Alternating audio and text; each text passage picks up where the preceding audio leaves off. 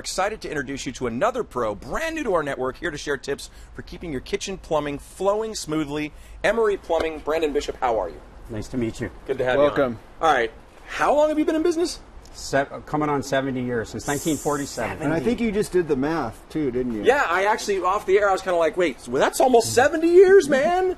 So this is really great. Now, Greg, you want to talk to Emory today, Emory Plumbing, about how to avoid costly plumbing problems over the holidays. Right. Well, first of all, I want to welcome him as a pro, and it's nice to have such a long-term, multi-generational plumbing company join our group. They kind of know what they're doing with all that time, you know? For sure. And the holidays are coming up. Thanksgiving, #1. I don't think I count Halloween, but do you really want to worry about a flood or an issue with your plumbing during the holidays? No, in fact, it's funny. My wife and I were just talking about that. We're going to have some house guests, so obviously you're going to be using it more. And I just love the fact that we're going to learn today about what to and what not to put down.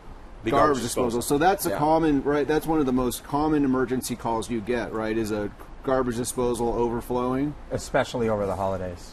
And so you have two examples of garbage disposals here, and some food items that these are all no-nos, right?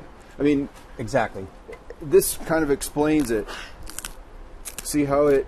So this is a no-no? This is a no-no. Look at how that comes apart. Oh, okay, so it can get stuck. Right.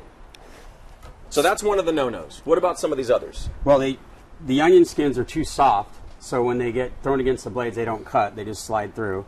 The potato skins, for very much the same reason as the celery. The other big one, which we actually don't have here, is carrot peels, which are very common. This time of year, people are making those vegetable trays.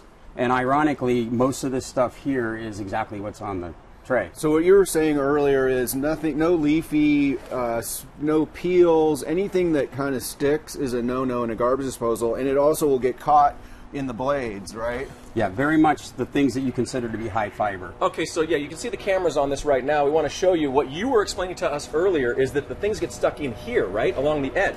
Yeah, the way this works is these actually aren't the blades. They throw the food item against the wall. These are actually the blades. So anything soft or long that can fit through a straw, for example, will shoot right through here, and it will end up in the discharge tube. And then that gets all clogged up, and then it causes a backup? Exactly. And you'll always know if it's a localized, because the other side of your sink will still work. That indicates that you probably clogged this tube. So for a homeowner, there's some things they can do themselves to try to unblock a clog, and you have some Allen wrenches here. That's one way of freeing up a clog, right? Absolutely. So when a disposal gets jammed, there's two things that will likely happen. You'll hear a noise like and often, I like that noise. That's pretty good. And oftentimes this red button will come out. It's actually a circuit breaker. So that prevents it from basically frying the motor. Correct. So first you want to make sure the switch is off. That's very important. And then you reset this breaker. Right. And then you try it again. If you still hear the noise, okay, it indicates it's still jammed. Immediately turn it back off. And then back in, many years ago, they used to make a tool that went through the top that unjammed these. These days, everything is standardized, and this disposal unjam tool will fit almost everything in the market. Again, make sure your switch is off. Insert this in the bottom, and then you actually want to go back and forth. And that frees the clog.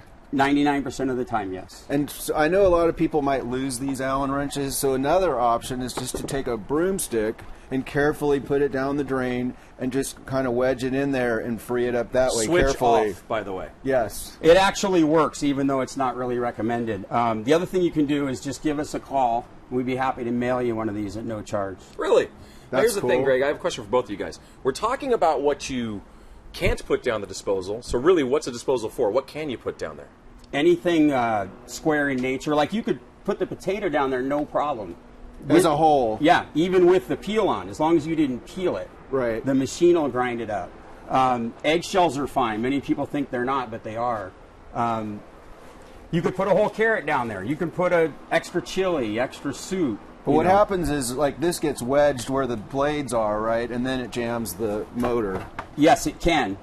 Or gets forced through and down into here without being properly cut, and it gets all jammed up. So I want to talk a little bit more about Emory and how unique they are, because there's a lot of plumbers out there that are that are on commission, and they're making a commission on the more business they sell, the more they make, and you don't work that way, right? That's true. And now, why does that matter, actually? Well, the main reason we did it is so that our people actually will have a consistent income and not be up one week and down the other week. But how it benefits the customer is that our people have no incentive to sell you something you don't need. So no pressure. Exactly. Now, real quick, we spoke earlier about maintenance programs that you provide at Emory, so that if you're like me and I ain't touching this at home, first, I'm far too lazy. Secondly, I have no knowledge. But really, I'd rather have a professional come out. Do you have maintenance programs? Well, there really isn't a big maintenance program for disposal. It kind of either fails or even just your plumbing, checking it out. It doesn't fail. But yeah, we do, water saver checks. We do tankless water heater maintenance. And that should be an annual check, right? Absolutely.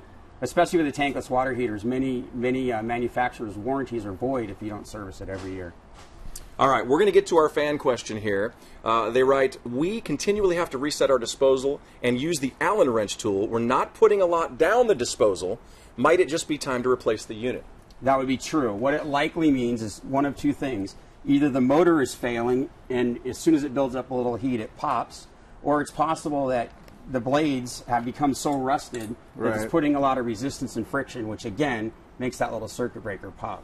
So then you need to call a professional plumber and have your garbage disposal replaced, which is a pretty simple job for you, but not so simple for a homeowner. Yeah, this is definitely not a job most homeowners should take on by themselves. It involves electrical, blades, disconnecting your plumbing.